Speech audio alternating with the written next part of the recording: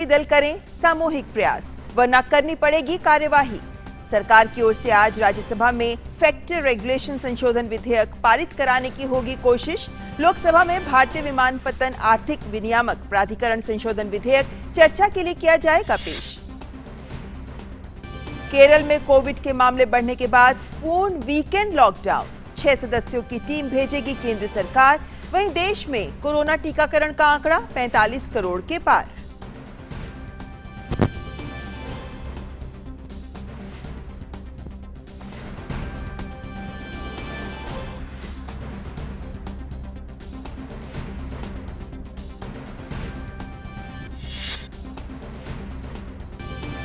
जम्मू कश्मीर के रामबन में चिनाब नदी का जलस्तर बढ़ने से अलर्ट पर जिला प्रशासन।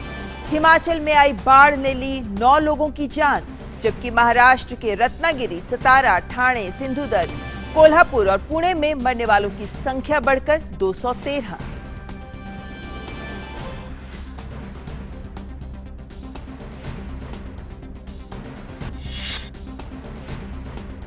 आज है अंतर्राष्ट्रीय बाघ दिवस। प्रधानमंत्री मोदी ने दी शुभकामनाएं। कहा, भारत ने तय समय से पहले की बाघों की आबादी दोगुनी। बाघों के लिए सुरक्षित प्राकृतिक वास सुनिश्चित करने को लेकर जताई भारत की प्रतिबद्धता।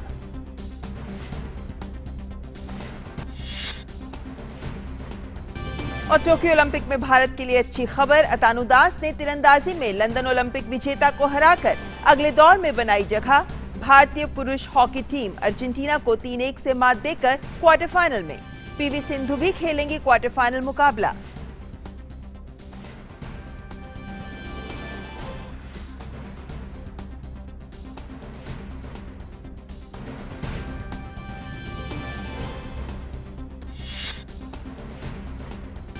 और कोलंबो में भारत और श्रीलंका के बीच तीसरा और अंतिम T20 मैच आज।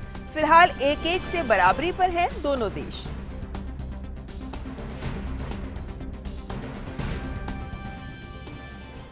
तो आइए शुरुआत करते हैं बड़ी खबर के साथ।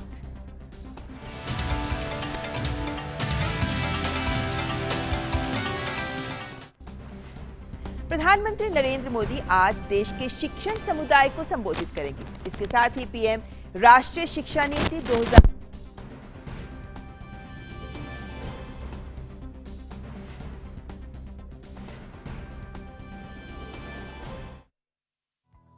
प्रधानमंत्री नरेंद्र मोदी राष्ट्रीय शिक्षा नीति 2020 के तहत सुधारों के 1 साल पूरा होने के उपलक्ष्य में गुरुवार को वीडियो कॉन्फ्रेंसिंग के जरिए देश भर में शिक्षा और कौशल विकास के क्षेत्र में नीति निर्माताओं, विद्यार्थियों और शिक्षकों को संबोधित करेंगे। पीएम इस दौरान शिक्षा क्षेत्र से जुड़ी कई पहल की भी शुरुआत करेंगे।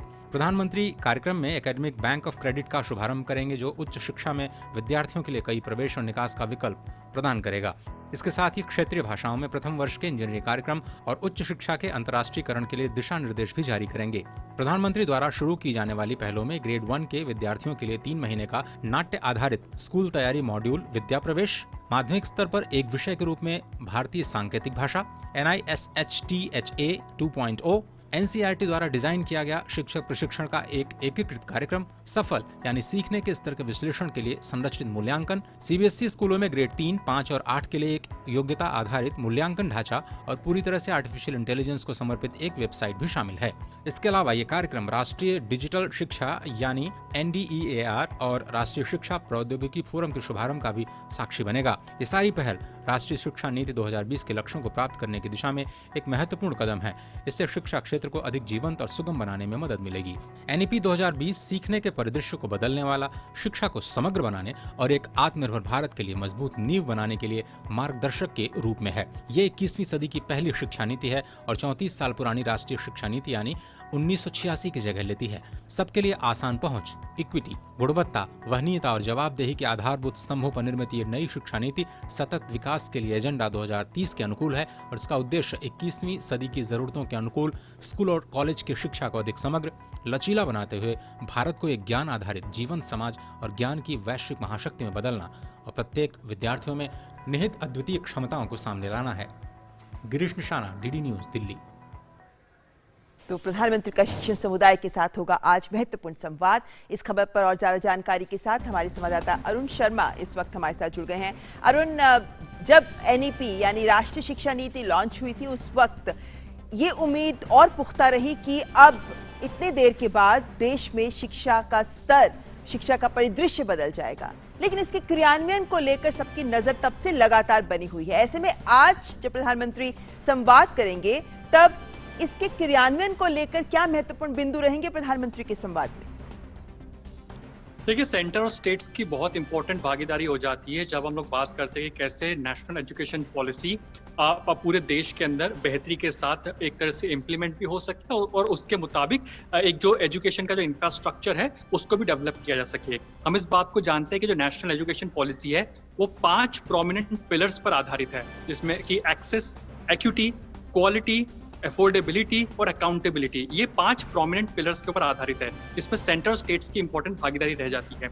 आज जब प्रधानमंत्री नरेंद्र मोदी आज संबोधन करेंगे शाम को, तो 10 इनिशिएटिव्स की शुरुआत करने जा रहे हैं। ये 10 इनिशिएटिव्स 3 प्रोमिनेंट जो लोग हैं उनको एक तरह से अपग्रेड करने का काम करेगा। सबसे पहले स्टूडेंट्स के लिए जो एजुकेशन का जो इकोसिस्टम है, ये इनिशिएटिव्स उनको अपग्रेड करने का काम करेंगे। निष्ठा 2.0 जैसा जो इनिशिएटिव है वो टीचर्स के स्किल सेट को अपग्रेड करने का काम करेगा। और साथ ही साथ हम जो इन 10 इनिशिएटिव्स की बात कर रहे हैं कि हमारे एजुकेशन के इंफ्रास्ट्रक्चर को दुरुस्त करने का काम करेगा। तो 21वीं सदी के अंदर हम इस बात को जानते हैं कि ये पहली एजुकेशन पॉलिसी होने जा रही है। लगभग 3.5 दशक पुरानी जो एजुकेशन पॉलिसी है, उसके बाद में अब ये 3.5 दशक के बाद में ये नई एजुकेशन पॉलिसी जो आ रही है, ये अपने आप में भारत की जो ग्लोबल जो प्राइमरी एजुकेशन सिस्टम है इसको ग्लोबल स्टैंडर्ड पर लेकर के जाएगी। That's number 1। Number 2, flexibility students को प्रोवाइड करने जा रही है, बिकॉज आज प्रधानमंत्री नरेंद्र मोदी क्रेडिट बैंक की भी शुरुआत करने जा रहे हैं, यानी कि एकेडमिक क्रेडिट बैंक की भी शुरुआत करने जा रहे हैं, क्योंकि स्टूडेंट्स को फ्लेक्सिबिलिटी देंगे। क्योंकि जब हम लोग पढ़ा करते थे उस समय अगर हम लोग साइंस ले लेते थे तो हम कॉमर्स की तरफ रुख नहीं कर सकते थे, लेकिन अब ये जो एजुकेशन पॉलिसी है फ्लेक्सिबिलिटी प्रोवाइड करेगी स्टूडेंट्स को। आर्ट्स का बच्चा कॉमर्स की तरफ, कॉमर्स का बच्चा साइंस की तरफ, साइंस का बच्चा आर्ट्स की तरफ, एक फ्लेक्सिबिलिटी प्रोवाइड करेगा। और उसके जो क्रेडिट स्कोर है, जो क्रेडिट के जो मार्क्स हैं, वो उसके बैंक में जैसे पैसे जमा रहते हैं वैसे उसके क्रेडिट स्कोर भी इस एकेडमिक क्रेडिट स्कोर की तरह से जमा रहेंगे। तो अगर वो वापस से अपने एजुकेशन को शुरू करना चाहता है, अपने ड्रीम को फॉलो करने के बाद में, तो वो वहीं से शुरुआत करेगा पढ़ाई की जहां से उसने पढ़ाई को छोड़ा था। तो ये बहुत बच्चों को फ्लेक्सिबिलिटी प्रोवाइड करेगा प्राइमरीली, कि वो अपने ड्रीम्स को, अपने पैशन को भी परस्यू कर सके। जी अरुण, साथ ही महत्वपूर्ण बात कि जब प्रधानमंत्री ये नई पहल, 10 पहल आपने कहा जिनको लॉन्च करने जा रहे हैं प्रधानमंत्री, क्या ये इस बात का भी संकेत देता है कि विभिन्न शिक्षण अनुसंधान, चाहे हम विभिन्न शिक्षण संस्थानों की बात करते हैं, चाहे वो स्कूल के स्तर पे है या उच्च शिक्षा के स्तर पर हैं, वो सभी इस बदलाव को, इन नई पहल को अपनाने के लिए भी तैयार हैं? ग्रेजुअली ये होना ही पड़ेगा, इसको करना ही पड़ेगा। हम इस बात को जानते हैं ममता जी कि हमें अगर इंटरनेशनल स्टैंडर्ड के साथ कदम ताल करते हुए आगे जाना है तो धीरे धीरे ही सही जो स्टेट लेवल पर भी जो स्कूल हैं, जो तमाम स्टेट्स हैं जो कि अभी कदम ताल नहीं कर पा रहे इंटरनेशनल स्टैंडर्ड्स के साथ में, उनको भी आगे आना पड़ेगा। लेकिन हाँ, जो नेशनल एजुकेशन पॉलिसी जिसकी शुरुआत हुई है, जिसके 1 साल पूरे हो गए हैं, ये एक बहुत ही बेहतर इकोसिस्टम देता है। ये एक सेंट्रल लेवल पर गाइडलाइंस निकल करके आती हैं कि भाई बच्चों की पढ़ाई किस तरह से हो। अभी तक आर्टिफिशियल इंटेलिजेंस का जिक्र कहीं भी नहीं था पिछले 3.5-4 दशक के अंदर, लेकिन अब प्रधानमंत्री नरेंद्र मोदी आर्टिफिशियल इंटेलिजेंस पर एक वेबसाइट को लॉन्च करेंगे जिसका पूरा फोकस इस बात पर होगा कि कैसे बच्चे आर्टिफिशियल इंटेलिजेंस की तरफ उनका रुख रह सके। दूसरा, अभी तक फोकस इस बात पर हुआ करता था ममता जी कि केवल अंग्रेजी भाषा में संवाद हो, अंग्रेजी भाषा में स्कूलों में पढ़ाया जा रहा था या हिंदी में पढ़ाया जा रहा था। जो स्टेट स्पेसिफिक भाषाएं होती है, यानी कि गुजरात में गुजराती, महाराष्ट्र में मराठी, उन भाषाओं पे फोकस था। लेकिन अब प्रधानमंत्री Narendra Modi regional languages for graduate students को भी लॉन्च करने जा रहे हैं। तो अब मकसद साफ है कि पढ़ाई का माध्यम इंपॉर्टेंट नहीं होगा, पढ़ाई इंपॉर्टेंट होगी। अंग्रेजी में संवाद करके पढ़ाया जाए, हिंदी में संवाद करके पढ़ाया जाए, या रीजनल लैंग्वेजेस को संवाद करके पढ़ाया जाए। तो फोकस अब रीजनल लैंग्वेजेस पर भी है कि कैसे बच्चों को रीजनल लैंग्वेजेस में अपग्रेड किया जा सके। तीसरी सबसे इंपॉर्टेंट बात, अभी तक जो एजुकेशन हमारी थी वो किताबी ज्ञान पर ज्यादा फोकस देती थी, कि टेक्स्ट बुक्स के ऊपर। लेकिन अब हम जो नेशनल एजुकेशन पॉलिसी की बात कर रहे हैं, यहाँ पर हैंड्स ऑन एक्सपीरियंसेस की बात कही जा रही है, प्रैक्टिकल की बात कही जा रही है, यानी कि बच्चे प्राइमरी स्कूल के साथ में ही जो पढ़ रहे हैं उसको प्रैक्टिकल भी करेंगे, हैंड्स ऑन एक्सपीरियंस भी करेंगे। इसी दृष्टि से हम देखते हैं कि अटल टिंकरिंग लैब्स जैसी जो लैब्स देश में बनाई जा रही है वो बहुत ही बड़ी गेम चेंजर साबित होती हुई दिखाई दे रही है। साथ ही जैसे मैं निष्ठा का जिक्र कर चुका हूं, निष्ठा 2.0 बच्चों के साथ साथ टीचर को भी अपनी स्किल सेट को अपग्रेड करना जरूरी है। तो निष्ठा 2.0 जैसा प्लेटफॉर्म आज प्रधानमंत्री नरेंद्र मोदी लॉन्च करेंगे तो मकसद साफ है कि कैसे टीचर अपने स्किल सेट को अपग्रेड कर सके, ऑनलाइन माध्यम से अपने स्किल्स को अपग्रेड कर सके। एनसीईआरटी ने इसको कोर्स को डिजाइन किया हुआ है। तो एक तरह से सर्वांगीण विकास होगा। पूरा जो इकोसिस्टम है, इसमें स्कूल्स आते हैं, टीचर्स आते हैं और बच्चे आते हैं, इन सबका एक तरह से अपग्रेडेशन हो सकेगा। अरुण, इसका मतलब ये भी हुआ कि एनईपी के ही अनुसार आने वाले वक्त में हमें जल्द ही पाठ्यक्रम में भी बदलाव देखने को मिलेगा। जैसे आज प्रधानमंत्री आर्टिफिशियल इंटेलिजेंस का एक पोर्टल लॉन्च कर रहे हैं। आर्टिफिशियल इंटेलिजेंस की बात हो, आधुनिक तकनीक की बात हो, इनोवेशन की बात हो, ये तमाम ऐसे पहलू हैं जिन्हें एनईपी में महत्वपूर्ण स्थान दिया गया है। बिल्कुल दिया गया है। आप आजकल एक ऐड भी देखती होंगी ममता जी के बच्चे आज जो 6 से 7 साल के बच्चे अब आज के तारीख में कोडिंग पे फोकस कर रहे हैं। लोग कहने कि हम कोडिंग कर रहे हैं, ये बड़े बड़े शहरों में हो रहा है। लेकिन अब चूंकि नेशनल एजुकेशन पॉलिसी आ गई है तो ये जो बच्चे आजकल कोडिंग कर रहे हैं, 12 से 13 साल के अंदर जो बच्चा अपना एक सॉफ्टवेयर का प्रोडक्ट लॉन्च कर रहा है, 15 से 16 साल के बच्चों को मैं देख रहा हूँ, 18 साल तक के बच्चों को मैं देख रहा हूँ कि वो अपने सॉफ्टवेयर सोल्यूशन से प्रोडक्ट को लेकर के आ रहे हैं और स्टार्टअप की तरफ आगे बढ़ रहे हैं। तो अगर देश में स्टार्टअप कल्चर को बढ़ावा देना है, एंटरप्रेन्योरशिप को बढ़ावा देना है, स्किल डेवलपमेंट को बढ़ावा देना है, तो उनके फाउंडेशन को मजबूत करना बहुत ही जरूरी हो जाता है। तभी हम देख रहे हैं कि आज की तारीख में 6 से 8 साल के बच्चे कोडिंग की तरफ आगे जा रहे हैं। तो ये आर्टिफिशियल इंटेलिजेंस का, इनोवेशन का बहुत बड़ा रोल इसके अंदर होने जा रहा है। और ये एक तरह से प्रधानमंत्री नरेंद्र मोदी ने एक बहुत बड़ा लीड रोल लिया है कि इस एजुकेशन पॉलिसी के अंदर आर्टिफिशियल इंटेलिजेंस को इंक्लूड किया गया है। अब हमारी जो पढ़ाई है, जो भारत की पढ़ाई है, वो इंटरनेशनल स्टैंडर्ड्स की होगी। आज भी जब हमारे जो बच्चे हैं दूसरे देशों में पढ़ने के लिए दूसरे देशों में नौकरी के लिए जाते हैं तो भारत की पढ़ाई को काफी तरजीह देते हैं। और जब एजुकेशन पॉलिसी एक बार इंप्लीमेंट हो जाती है जो कि इंटरनेशनल स्टैंडर्ड्स की होगी तो उनको और भी ज्यादा तरजीह दी जाएगी। तो ये मकसद साफ है कि हम अपने लिए तो ह्यूमन रिसोर्स को बढ़ावा देंगे, लेकिन दुनिया भर के लिए अंदर हम लोग एक ग्लोबल ह्यूमन रिसोर्स कैपिटल के तौर पर उभरते दिखाई देंगे, जिसका जो एक मुख्य जो केंद्र रहेगा वो हमारी एजुकेशन पॉलिसी रहेगी। जी बिल्कुल। और ऐसे में शिक्षा परिदृश्य में क्या नए बदलाव हो सकते हैं, उस संदर्भ में प्रधानमंत्री का आज का ये संबोधन महत्वपूर्ण है। बहुत बहुत शुक्रिया अरुण हमारे साथ जुड़ने के लिए। और अब बात ताजा खबर की।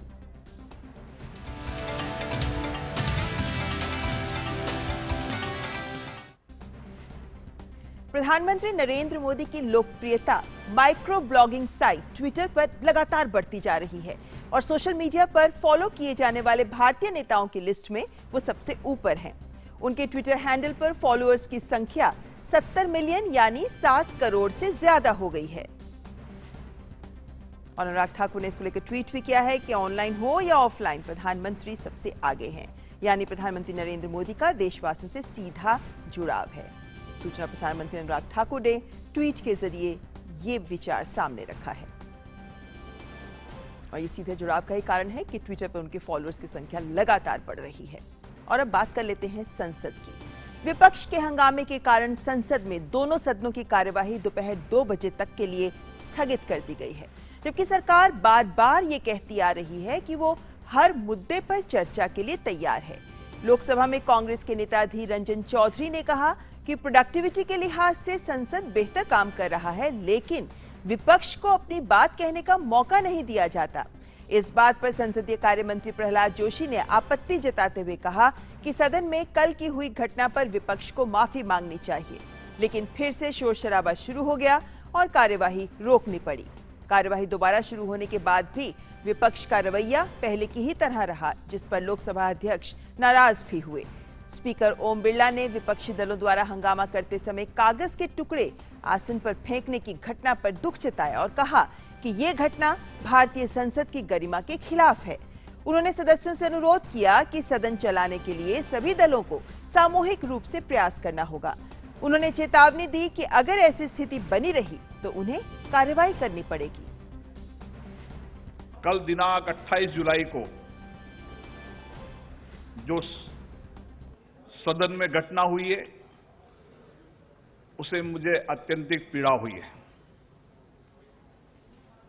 आसन पर पर्चे फेंकना, आसन की अवमानना करना हमारी संसदीय परंपराओं के अनुरूप नहीं है। हम संसद की गरिमा का ध्यान नहीं रखेंगे तो हमारा संसदीय लोकतंत्र कैसे मजबूत होगा। ऐसी घटनाएं जो संसदीय परंपराओं के अनुरूप नहीं है, उन घटना की पुनरावृत्ति न करें। अगर ऐसी घटनाओं की पुनरावृत्ति होगी तो मैं आपका सहयोग चाहता हूं। ऐसे सदस्यों के खिलाफ मुझे सख्त कार्रवाई करनी पड़ेगी ताकि हम संसद की मर्यादा को बनाए रखें। और वहीं राज्यसभा में भी विपक्ष का रवैया हंगामेदार रहा। सुबह सदन की बैठक शुरू होने पर सभापति एम वेंकैया नायडू ने जरूरी दस्तावेज पटल पर रखवाए। उन्होंने कहा कि उन्हें विभिन्न दल के सदस्यों की ओर से नियम 267 के तहत नोटिस मिले हैं। What is all this? What is happening? There cannot be point of order in disorder. You know that. So raise. You might have seen. You may say, if you go to your place, you don't force the house. You might have seen the observation made by the Honorable Supreme Court also. I don't want to discuss on that. और कार्यवाही स्थगित होने से पहले आज खेल और युवा मामलों के मंत्री अनुराग ठाकुर ने मध्य प्रदेश में खेल सुविधाओं पर पूछे गए सवाल के जवाब में कहा कि मध्य प्रदेश में आवासीय और गैर आवासीय सुविधाओं में खिलाड़ी प्रशिक्षण हासिल कर रहे हैं। तो मध्य प्रदेश में हमारे नेशनल सेंटर ऑफ एक्सीलेंस जो है वो एक भोपाल में चल रहा है, जहां पर लगभग 223 एथलीट खेलते हैं। साई ट्रेनिंग सेंटर टीम के अंतर्गत जबलपुर, टीकमगढ़ और धार में लगभग 62 खिलाड़ी, उसमें रेजिडेंशियल में और नॉन रेजिडेंशियल में 30 खिलाड़ी खेल रहे हैं। एक्सटेंशन सेंटर जो एसपीसी का एक्सटेंशन सेंटर है, उसमें भी खंडवा में जो 20 खिलाड़ी हैं हमारे नॉन रेजिडेंशियल में हैं, और गवर्नमेंट बॉयज स्कूल इंदौर में भी हमारे लगभग 39 लोग खेल रहे हैं। कुल मिलाकर 285 एथलीट मध्य प्रदेश में रेजिडेंशियल में और नॉन रेजिडेंशियल में 94 एथलीट वहां पर खेल रहे हैं। और साथ ही खेल मंत्री ने यह भी कहा कि खेलो इंडिया योजना के तहत सरकार 1756 करोड़ रुपए खर्च कर चुकी है। इसके तहत ऐसे भी इलाकों में खिलाड़ी सुविधाएं हासिल कर रहे हैं जो वाम उग्रवाद से प्रभावित हैं। हमने खेलो इंडिया स्कीम के अंतर्गत लगभग 1756 करोड़ रुपया जो खर्च किया है, उसमें से जो अलग अलग आधारभूत ढांचा बनाने का काम किया गया, उसमें 272 स्पोर्ट्स इंफ्रास्ट्रक्चर प्रोजेक्ट्स को सैंक्शन किया गया, जिसकी कुल कीमत 1735 करोड़ है। इसके अलावा जो लेफ्ट विंग एक्सट्रीमिज्म एरिया है, उसके लिए भी हमने कुल मिलाकर 13 राज्यों में इसको स्कीम को चलाया है। खेल मंत्री अनुराग ठाकुर ने लोकसभा में जहां ओलंपिक पदक विजेता मीरा चानू को बधाई दी, वहीं ये भी कहा कि इस बार ओलंपिक में सभी खिलाड़ी अच्छा प्रदर्शन कर रहे हैं और हमें खिलाड़ियों से और अधिक उम्मीद है। भारत की बेटी मीराबाई चानू ने जो देश के लिए रजत पदक जीता है, उसके लिए सारे सदन की ओर से उनको बहुत बहुत बधाई और बहुत बहुत शुभकामनाएं देता हूं। पहले दिन पहला मेडल ये पहली बार हुआ है और वो देश की बेटी मीराबाई चानू ने करके दिखाया है, और मुझे लगता है ये हमारे लिए गर्व की बात है। और आज भी सुबह से बहुत अच्छी परफॉर्मेंस वहां पर रही, आगे और मेडल जीतने की उम्मीद भी है। और विदेश मंत्री डॉक्टर एस जयशंकर ने राज्यसभा में भारत अमेरिका संबंध पर पूछे गए सवाल के जवाब में कहा कि क्वाड को लेकर भारत सरकार की स्थिति स्पष्ट है और किसी भी बात की चिंता करने की जरूरत नहीं है। When it comes to our relations with the United States, when it comes to Quad, when it comes to Indo-Pacific, these are all our national choices which serve our national interests. We look at Quad as a platform where 4 countries have come together for the good of the world, who are discussing a range of issues, from making and providing vaccines, to education, to connectivity, to maritime security. So we are very clear what the Quad is. I don't think any narrative that is not based on reality, which seeks to distort what is happening there, will ever gain traction. So I'm very confident that the real objective view of Quad, which is the one we have put forward, would be accepted by the world. और विदेश मंत्री ने प्रश्नकाल में अफगानिस्तान पर पूछे गए सवाल पर कहा कि भारत अफगानिस्तान में किसी भी तरीके के सैन्य समाधान को स्वीकार नहीं करता, न ही हिंसा को स्वीकार करता है।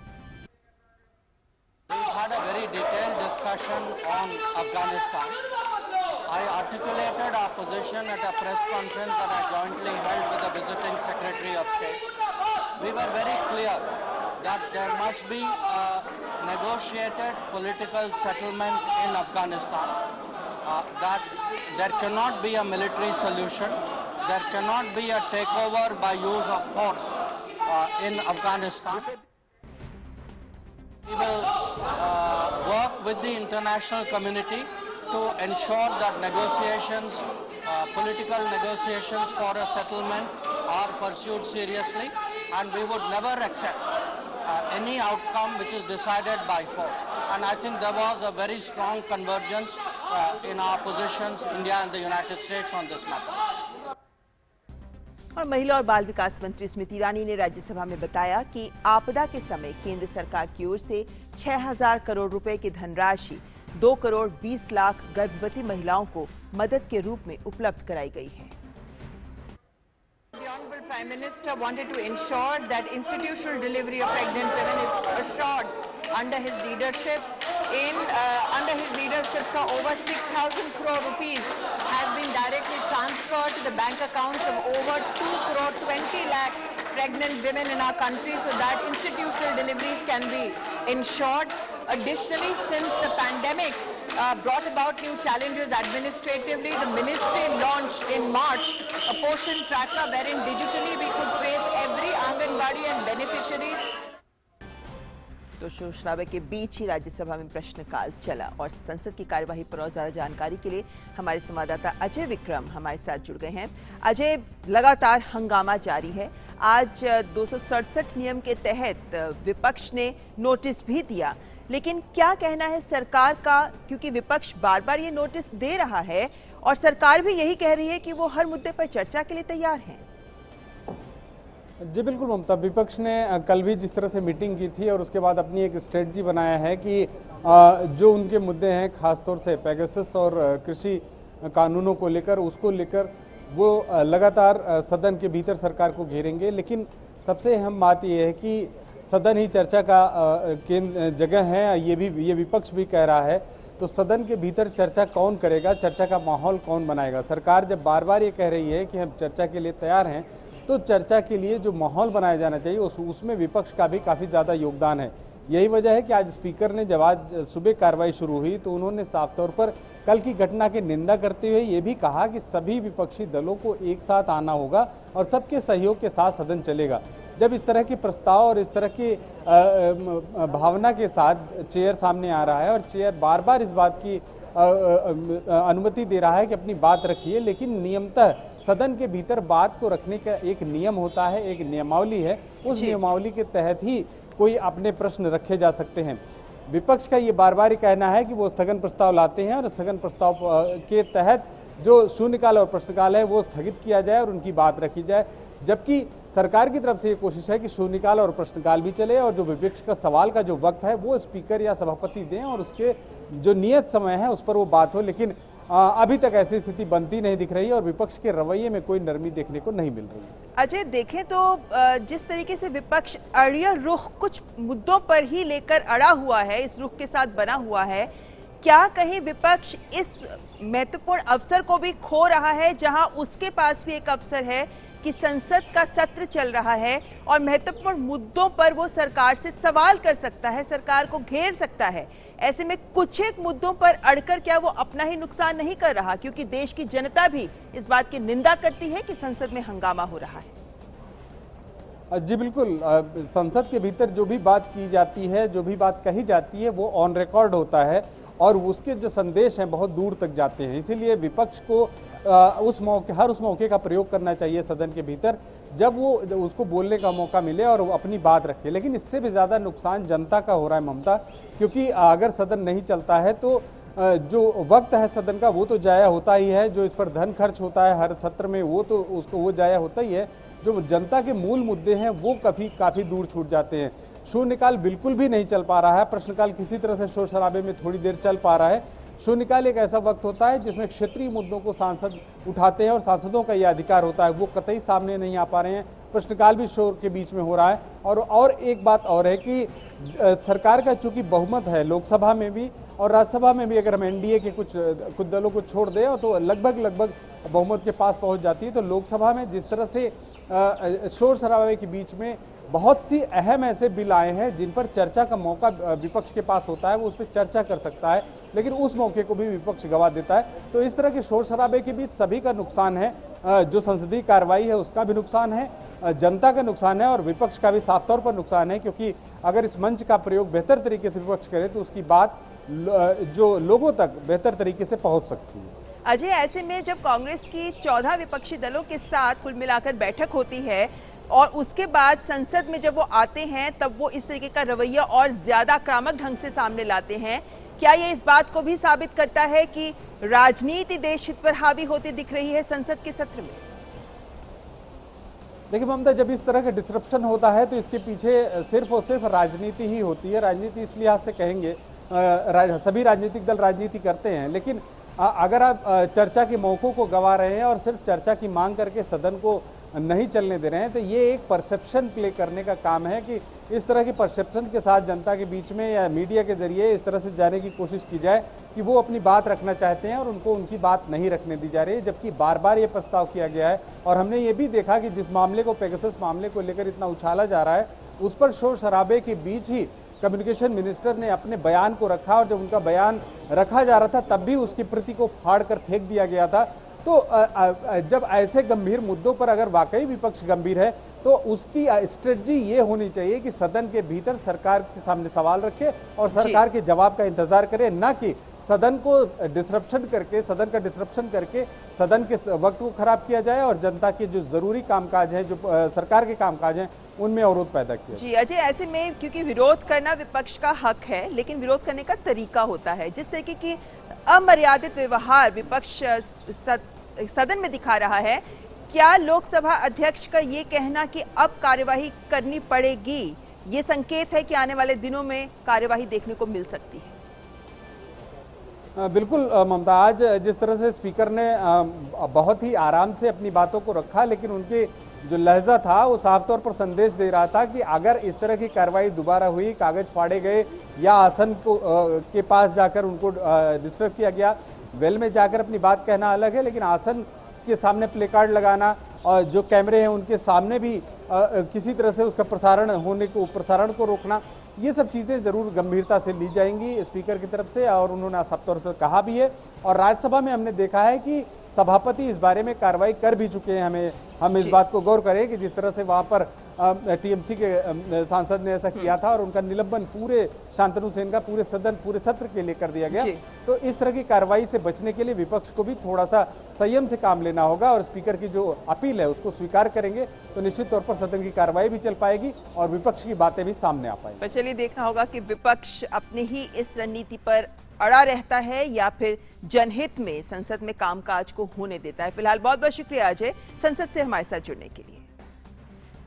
और अब बात कर लेते हैं कोविड की। केरल में बढ़ते कोरोना के मामलों को देखते हुए केंद्र सरकार की चिंता बढ़ गई है। वहां के हालात का मुआयना करने समेत इससे जुड़े सभी पहलुओं पर रिपोर्ट तैयार करने के लिए केंद्र ने 6 सदस्यीय टीम केरल भेज रहे हैं। एनसीडीसी के निदेशक डॉक्टर सुजीत कुमार सिंह के नेतृत्व में विशेषज्ञों की टीम 30 जुलाई को यानी कल केरल पहुंचेगी और कई जिलों का दौरा भी करेगी। केंद्रीय टीम राज्य के स्वास्थ्य विभाग की टीम के साथ मिलकर काम करेगी और जमीनी हकीकत को समझेगी, साथ ही कोविड नियंत्रण से जुड़े सुझाव भी देगी। केरल में एक्टिव केस लोड इस समय 1,54,000 है, जो देश के कुल एक्टिव केस लोड का 37% है।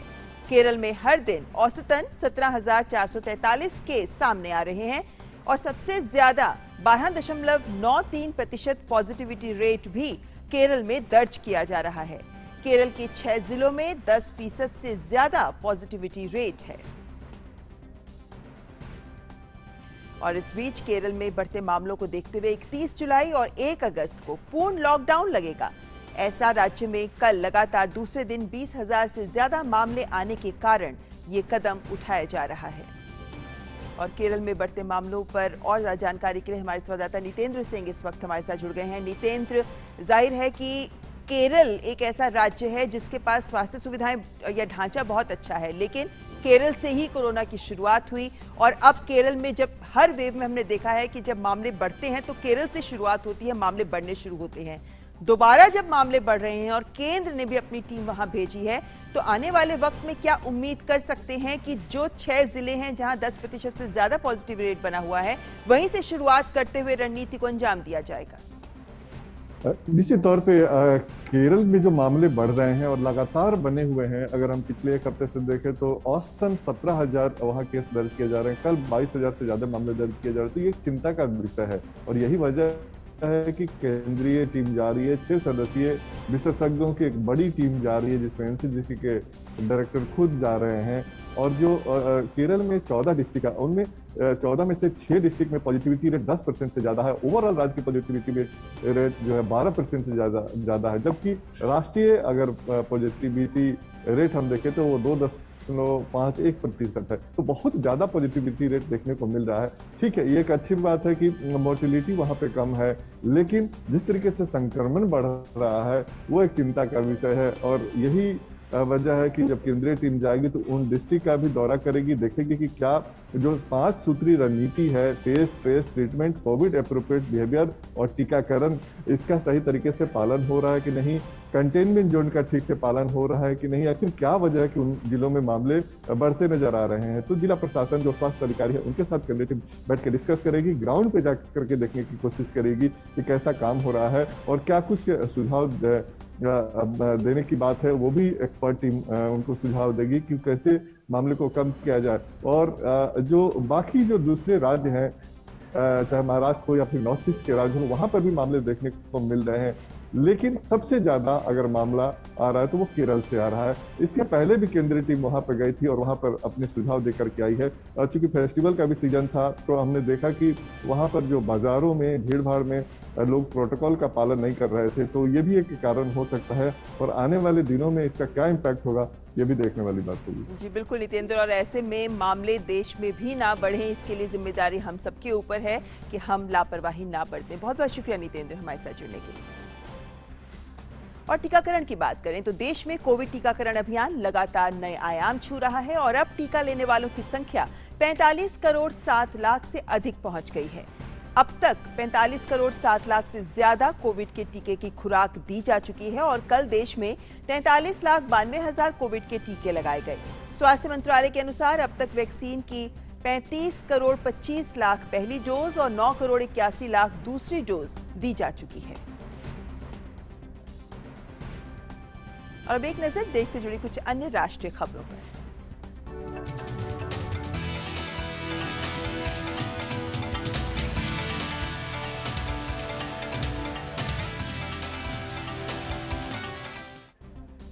हिमाचल प्रदेश में पिछले 2 दिन से तेज बारिश के कारण बाढ़ आ गई है और उसके कारण अब तक 9 लोगों की मौत हो चुकी है, जबकि 7 लोगों के लापता होने की खबर है। अचानक आई बाढ़ के कारण लाहौल स्पीति के उदयपुर उप संभाग में 7 लोगों की और चंबा जिले के सलूनी में 2 लोगों की मौत हुई। इसी तरह कुल्लू जिले में पार्वती नदी की सहायक नदी में एक पर्यटक सहित 4 लोगों के बह जाने की खबर है। जिला प्रशासन ने राहत और बचाव कार्य शुरू कर दिए हैं।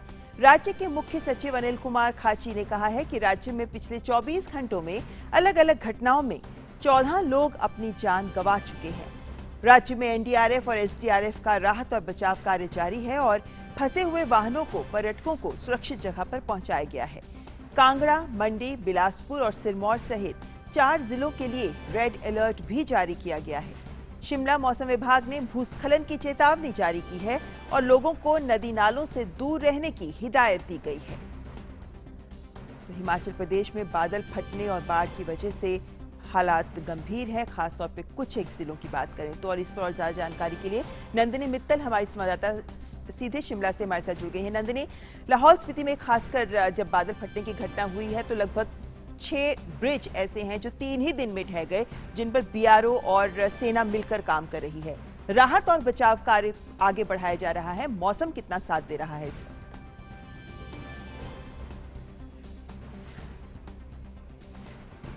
बिल्कुल, आज सुबह तो ऐसा लग रहा था कि मौसम साथ देगा, लेकिन अगर हम शिमला की बात करें तो यहाँ पर बूंदाबांदी फिर से शुरू हो गई है।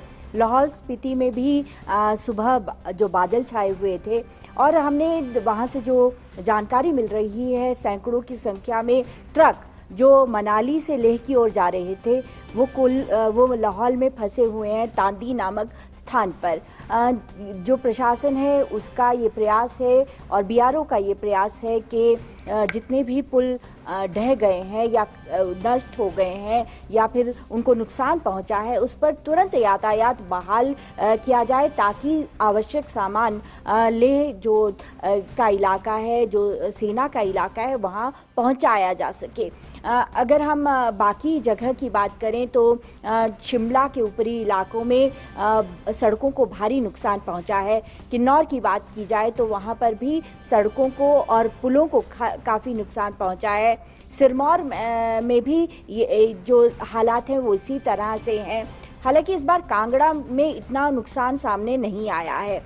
सेब सीज़न जो है वो ज़ोरों पर है, इसी वजह से सैकड़ों ट्रक ऊपरी शिमला में धीरे धीरे चल रहे हैं क्योंकि सड़कों की हालत काफ़ी ख़राब है। लगभग 375 संपर्क सड़कें जो हैं जो बागों तक जाती हैं, सेब के बगीचों तक जाती हैं, वो अभी अवरुद्ध बताई जा रही हैं। प्रशासन पूरी तरह से मुस्तैद है, लगा हुआ है कि सड़कों को किसी तरह से दुरुस्त किया जाए ताकि जो भी मंडियों तक सामान पहुंचना है उसे वहां पहुंचाया जा सके। जी नंदिनी, तो यानी प्रशासन पूरी तरह से सक्रिय है और काम कर रहा है, लेकिन ऐसे में लोगों को भी एहतियात बरतनी होगी। खासतौर पे पर्यटकों को ध्यान देना होगा कि पहाड़ी राज्यों में जो बारिश आफत बनी है, ऐसे में उनको एहतियात बरतनी जरूरी है। बहुत बहुत शुक्रिया नंदिनी हमारे साथ शिमला से जुड़ने के लिए। और जम्मू कश्मीर की बात करें तो वहां भी भारी बारिश के कारण डोडा जिले में चिनाब नदी में जलस्तर बढ़ गया है। उपायुक्त रामबन ने लोगों को सलाह दी है कि लोग नदी तटों के पास ना जाएं। रियासी जिला प्रशासन ने भी चिनाब से सटे इलाके में अलर्ट जारी कर दिया है। उपायुक्त रियासी ने जिले में चिनाब नदी और अन्य नदियों के आसपास धारा 144 लागू कर दी है। इस बीच सलाल पावर स्टेशन द्वारा आम जनता को आगाह किया गया है कि नदी के किनारे रहने वाले सभी निवासी नदी के पास ना जाएं और अपने मवेशी और जानवरों को भी नदी में ना जाने दें।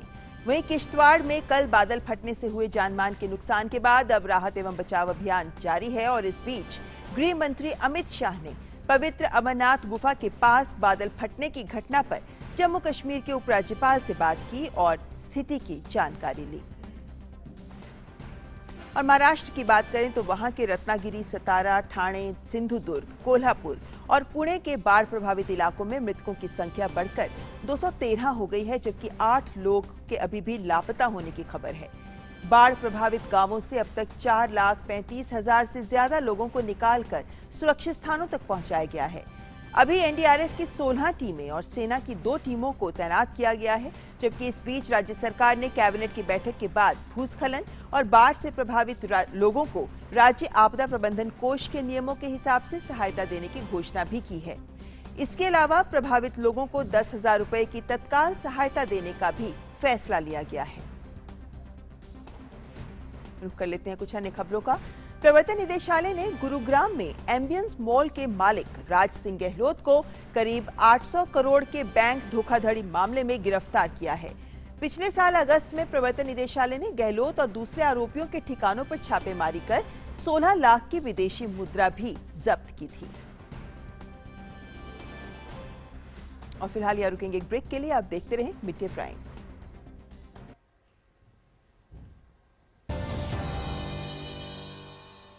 ओए, ये कोरोना कब जाएगा?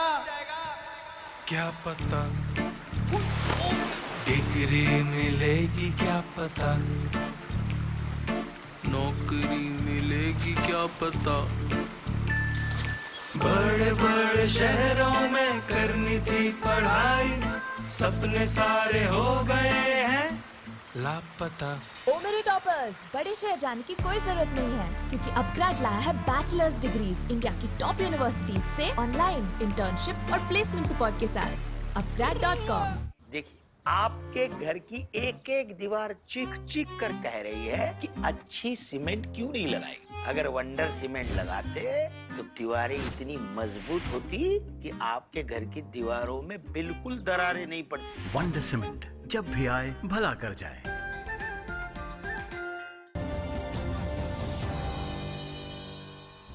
और मिड डे प्राइम में आइए अब देख लेते हैं अर्थ जगत से जुड़ी खबरें अजय मिश्र के साथ।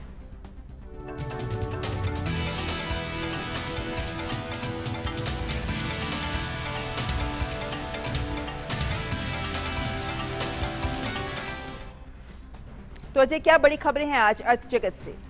धन्यवाद ममता जी। शुरुआत करते हैं आज शेयर बाजार के अपडेट से। आज सप्ताह के चौथे कारोबारी दिन यानी गुरुवार को शेयर बाजार की शुरुआत बढ़त के साथ हुई। बॉम्बे स्टॉक एक्सचेंज का प्रमुख सूचकांक सेंसेक्स 225 अंक की तेजी के साथ 52,668 पर खुला और नेशनल स्टॉक एक्सचेंज का निफ्टी 70 अंकों की उछाल के साथ 15,780 के स्तर पर खुला।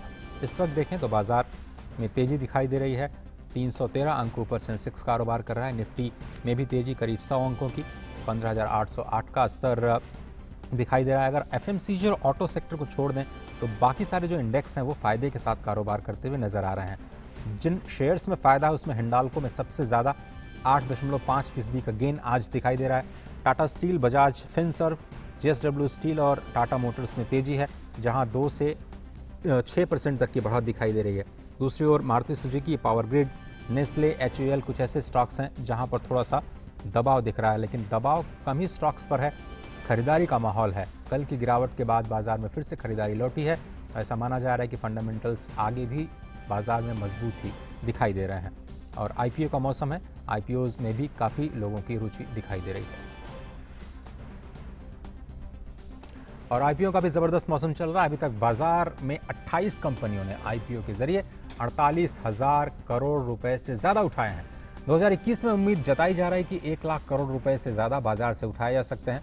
दरअसल जोमेटो की सफलता के बाद कई स्टार्टअप्स कंपनियां जिसमें पेटीएम, मोबीक्विक, गोफर्स, पॉलिसी बाजार शामिल हैं, जल्द ही आईपीओ ला सकती हैं और अपनी किस्मत बाजार में आजमा सकती हैं। काफ़ी मुफीद लग रहा है इस वक्त बाजार आईपीओस के लिए।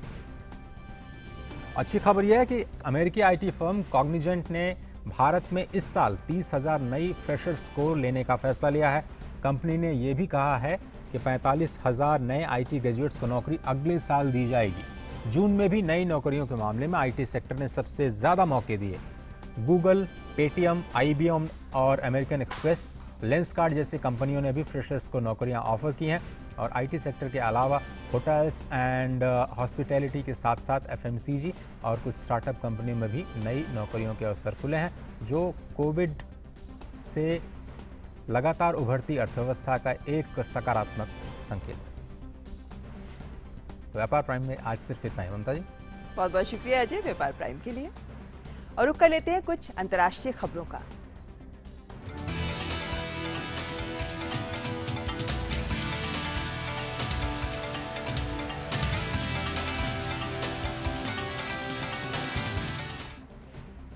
अमेरिका के अलास्का प्रायद्वीप में स्थानीय समय के मुताबिक बुधवार देर रात 8.2 की तीव्रता वाला शक्तिशाली भूकंप आया। यूएस जियोलॉजिकल सर्वे ने इसकी जानकारी दी। यूएसजीएस ने बताया कि भूकंप के केंद्र की गहराई 35 किलोमीटर नीचे थी। हालांकि भूकंप के झटकों के बाद किसी के हताहत होने या किसी बड़ी क्षति की खबर नहीं आई। भूकंप के बाद सुनामी की चेतावनी भी जारी की गई है।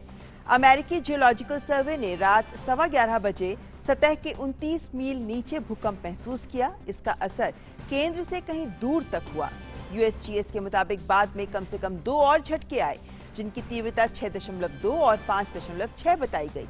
पिछले 7 दिन में इस इलाके के 100 मील के अंदर 3 की तीव्रता से ज्यादा का भूकंप नहीं आया है। $1.2 ट्रिलियन के इंफ्रास्ट्रक्चर डील पर वार्ताकारों के समझौते पर पहुंचने के बाद अमेरिकी सेनेट ने बुधवार को मतदान किया। इंफ्रास्ट्रक्चर डील राष्ट्रपति जो बाइडेन की मुख्य प्राथमिकता है। सेनेट में इसके पक्ष में 67 और विपक्ष में 32 वोट डाले गए। इससे पहले प्रक्रियात्मक मतदान में द्विदलीय समझौते का सभी डेमोक्रेट के 48 और 2 निर्दलीय और 17 रिपब्लिकन ने समर्थन किया। और अमेरिका के राष्ट्रपति जो बाइडेन ने कहा है कि हमने इंफ्रास्ट्रक्चर पर ऐतिहासिक समझौता किया है। द्विदलीय इंफ्रास्ट्रक्चर डील सदी में सबसे बड़ा इंफ्रास्ट्रक्चर बिल है। ये अर्थव्यवस्था का विकास करेगा, अच्छी तनख्वाह वाली नौकरियां पैदा करेगा और अमेरिका को भविष्य जीतने की राह पर ले जाएगा। कोरोना वायरस संक्रमण में वृद्धि के बावजूद अमेरिकी अर्थव्यवस्था पटरी पर लौट आई है। फेडरल रिजर्व ने बुधवार को एक नए नीतिगत बयान में कहा कि देश में उच्च मुद्रास्फीति अस्थायी कारणों के फलस्वरूप है। फेडरल रिजर्व ने कहा कि अमेरिकी अर्थव्यवस्था कोरोना के दुष्प्रभावों से काफी हद तक उबर चुकी है और इसे उच्च मुद्रास्फीति से कोई खतरा नहीं है। फेड रिजर्व के अध्यक्ष जेरोम पॉवेल ने यह भी कहा कि अमेरिका में रोजगार के मोर्चे पर अभी काफी सुधार होना बाकी है।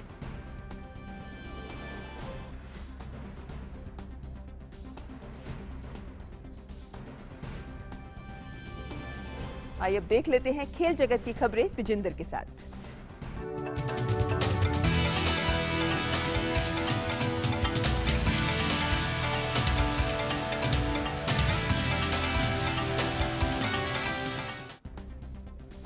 तो विजेंद्र, क्या बड़ी खबरें हैं आज टोक्यो ओलंपिक से?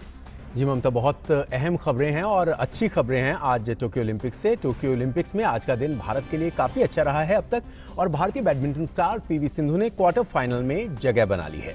सिंधु ने प्री क्वार्टर फाइनल मुकाबले में डेनमार्क की मिया ब्लिचफेल्ड को 21-15, 21-13 से हराया और सिंधु को इस मुकाबले को जीतने में महज 41 मिनट का समय लगा। वहीं तीरंदाजी से भी भारत के लिए अच्छी खबर आई। भारतीय तीरंदाज अतानु दास ने तीरंदाजी की व्यक्तिगत स्पर्धा के प्री क्वार्टर फाइनल में जगह बना ली है। उन्होंने अंतिम 16 के मुकाबले में कोरिया के ओ जिन हैक को शूट ऑफ में हराकर प्री क्वार्टर फाइनल में स्थान बनाया और इससे पहले अतानु दास ने पहले दौर के मुकाबले में चीनी ताइपे के यू चैंग डेंग को 6-4 से हराया था।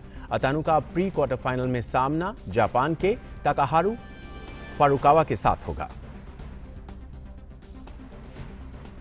और भारतीय मुक्केबाज सतीश कुमार 91 किलोग्राम भार वर्ग से अधिक के भार वर्ग के मुकाबले में क्वार्टर फाइनल में पहुंच गए हैं। सतीश ने प्री क्वार्टर फाइनल मैच में जमैका के ब्राउन रिकार्डो को 4-1 से हराकर क्वार्टर फाइनल में स्थान बनाया है। क्वार्टर फाइनल में अब सतीश का सामना उज्बेकिस्तान के बाखोदिर जालोलोव के साथ होगा।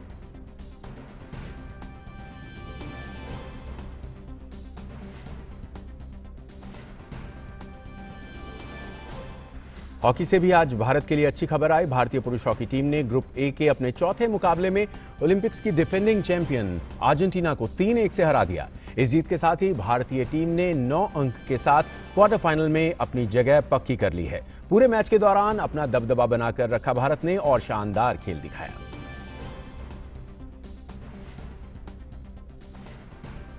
वहीं पुरुष रोइंग में लाइटवेट डबल स्कल्स इवेंट में रैंकिंग के लिए उतरे अर्जुन जाट और अरविंद सिंह की जोड़ी ने ओवरऑल रैंकिंग में 11वां स्थान हासिल किया। अर्जुन और अरविंद की जोड़ी ने रोइंग के फाइनल बी में 6 मिनट 29.66 सेकंड का समय निकाला और 5वां स्थान हासिल कर इस स्थान को प्राप्त किया। ओलंपिक्स के इतिहास में यह पहली बार है जब भारतीय रोअर्स ने 11वां स्थान हासिल किया है।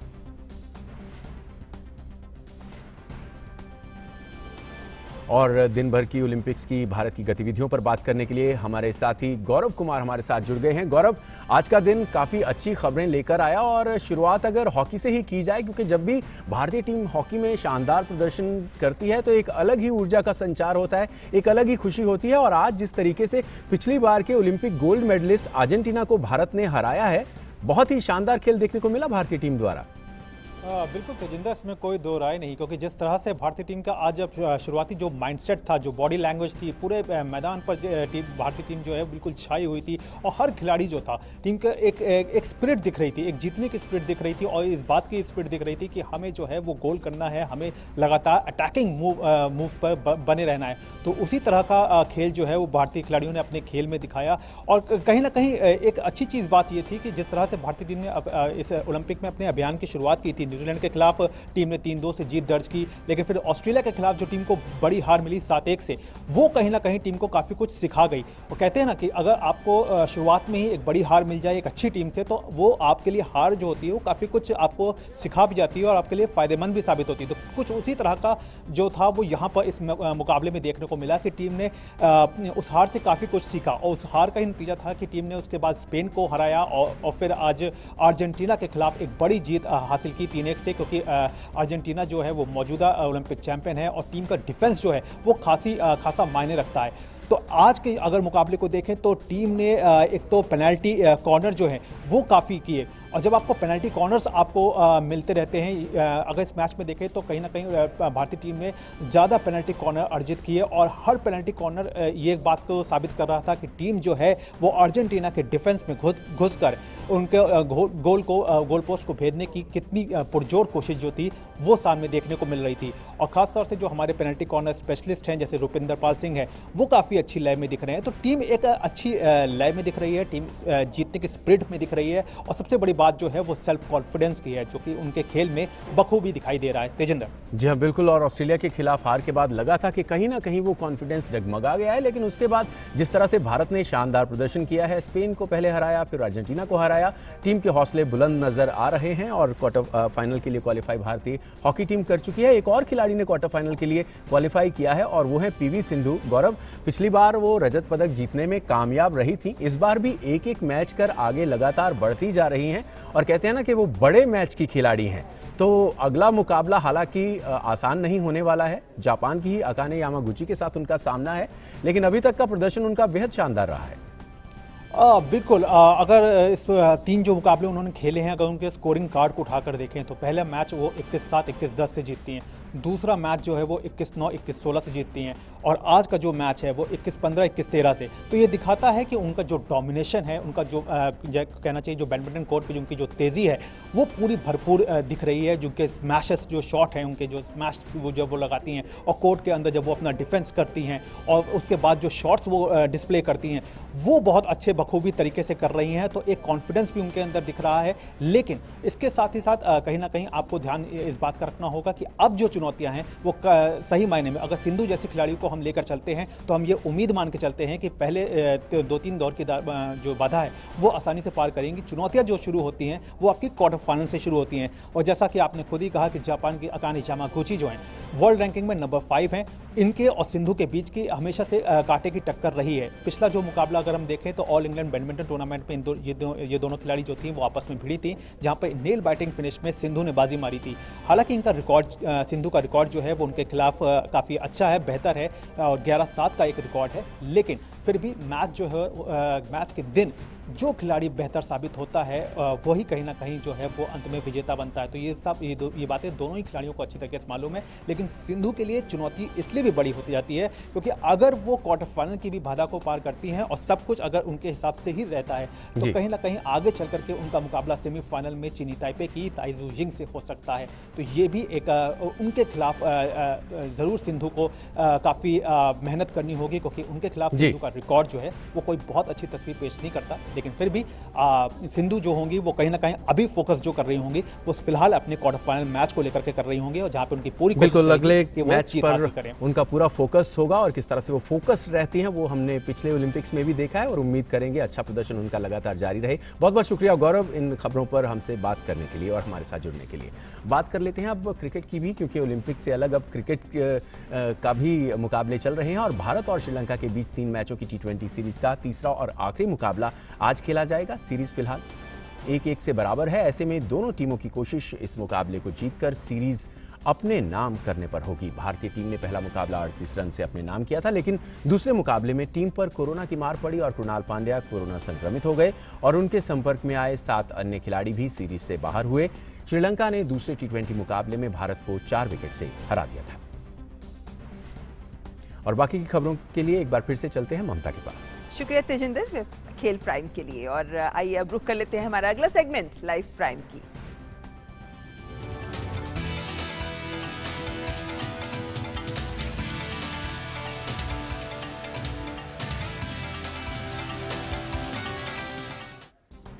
और लाइव प्राइम में आज बात टाइगर की, क्योंकि आज अंतर्राष्ट्रीय बाघ दिवस है। दुनिया भर में 29 जुलाई के दिन बाघों को संरक्षण देने और उनकी प्रजाति को विलुप्त होने से बचाने के लिए ही बाघ दिवस मनाया जाता है। इस दिन के जरिए लोगों को बाघ के संरक्षण के प्रति जागरूक किया जाता है। साथ ही लोगों को पारिस्थितिकी तंत्र में बाघों के महत्व की भी जानकारी दी जाती है। इसका नतीजा ये है कि अब हमारे देश में बाघों की संख्या तेजी से बढ़ रही है।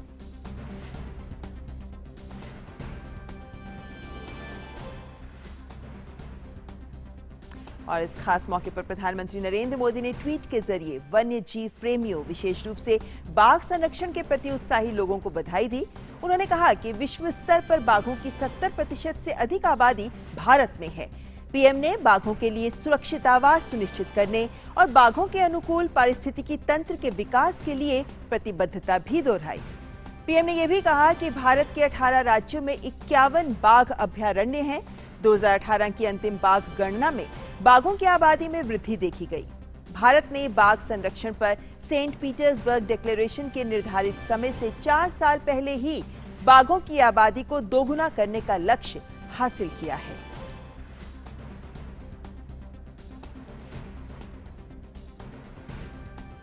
तो भारत बाघ संरक्षण के मोर्चे पर लगातार आगे बढ़ रहा है। और मिड डे प्राइम के अंत में गुजरात के भावनगर की बात करते हैं, जहां 3000 से ज्यादा ब्लैक बग सड़क पार करते हुए कैमरे में कैद किए गए। यहां ब्लैक बग नेशनल पार्क से ये अद्भुत तस्वीरें सामने आई हैं।